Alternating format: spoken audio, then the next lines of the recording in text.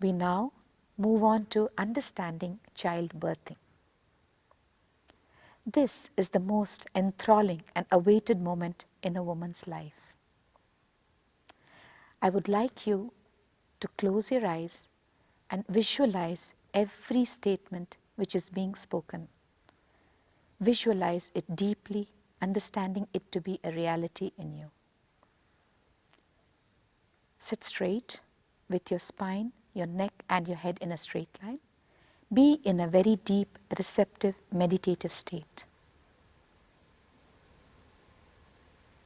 A mother normally enters into childbirthing with mixed emotions: a joy, an expectation, a fear, stress, and anxiety, not knowing what is in store for her.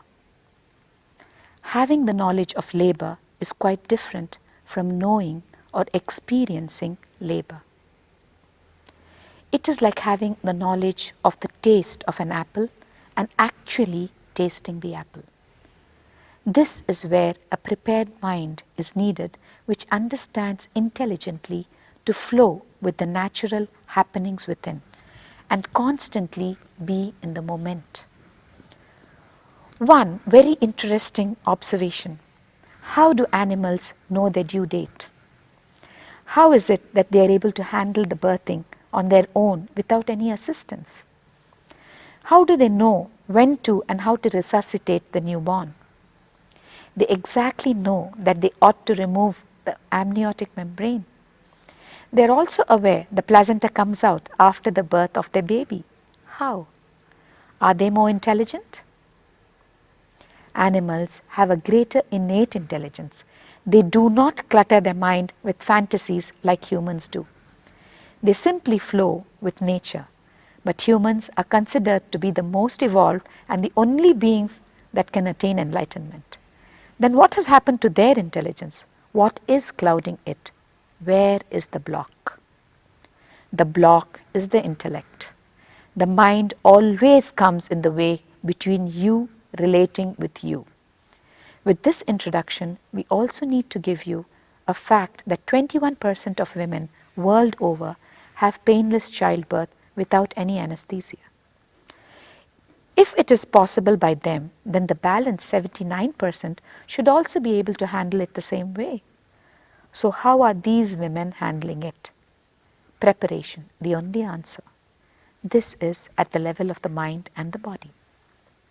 At the level of the mind, she first works towards intending and visualizing a normal delivery.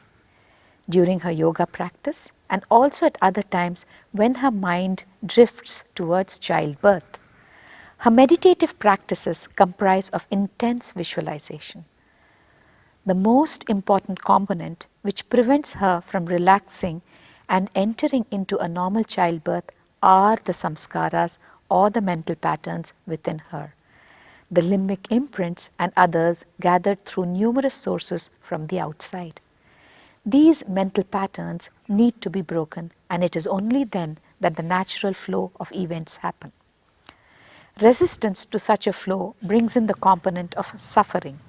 Hence, on the one side, it is deep visualization of normal, painless childbirth, and on the other side, it is being in complete awareness of all the negative thoughts that come in and unclutching from them, understanding them to be mere thoughts. Deep unclutching makes you experience a space. We take this one step further and understand a simple truth that whatever we know is only knowledge. It is just what we know. It is not what it is. What is the experience of that space within, the deep, vibrating silence of the moment, devoid of thoughts, the one who is witnessing it all. What we are has nothing to do with our thoughts. What we are is beyond our thoughts. This is similar to our understanding of God or the existential energy. What we know about God is different from knowing God. The former is only an intellectual knowledge, and the latter is an experience which is undescribable by words. Finger pointing towards the moon is not the moon. No expression can teach us about God. God is when expressions cease. And this is the time when we come face to face with the idea of surrender, moving on to experiencing it. In Bhagavad Gita, Krishna's ultimate solution for Arjuna was drop everything and surrender. What is the surrender that we are talking about? This is when we realize there is nothing to surrender. Whatever we call legally as ours does not existentially belong to us. Existence can do anything with it.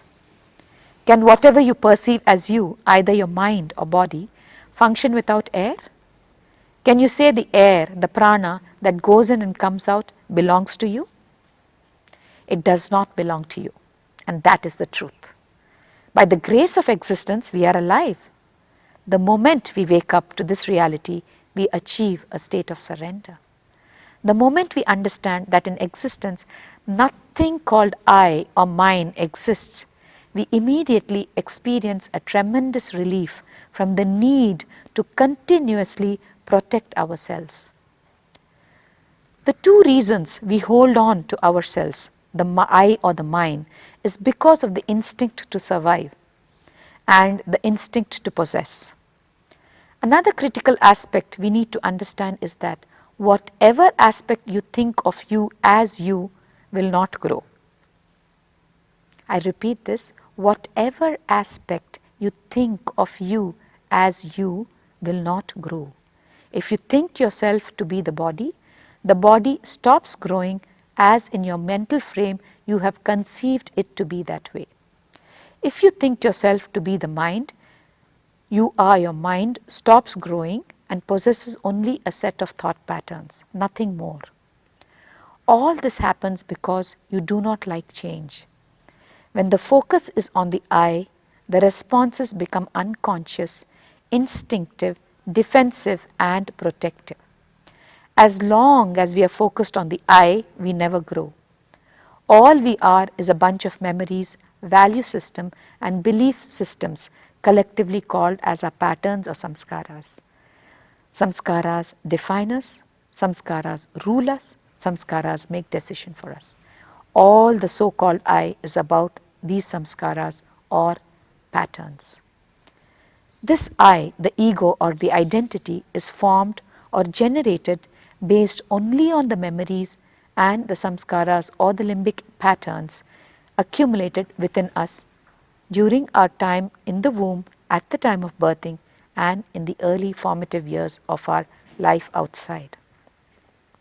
The feeling of I arises from the Swadhisthana chakra, where the seat of self is established. It is the seat of insecurity. The feeling of I also arises from the Mooladhara chakra, the root energy center. All emotions like lust, greed, anger arises through this feeling of possessiveness. Hence, we consciously drop the attachments, the fantasies. All you need to do is renounce what you are not. The surrender is all about dropping fantasies and surrendering to reality. The true reality, the only truth is that we are an integral part of this beautiful universal energy. We are a part of the collective consciousness. There is no room for I or mine. Just surrender to your own being. Just relax into your inner space, into your inner consciousness. You then start experiencing the intensity of this inner consciousness. You experience a state of choicelessness. And that does not mean you do not choose anything. When you stop choosing, you will choose everything that existence is. You will also understand that everything that is happening is auspiciousness. It is then the true renunciation is experienced, which is renouncing the expectation of results. Living the path becomes important rather than the goal. The path becomes the goal. Hence, through surrender, nothing is lost, but everything is gained, as it is then that nature, in all her splendor, expresses herself through you to create another expression of herself by the birthing process.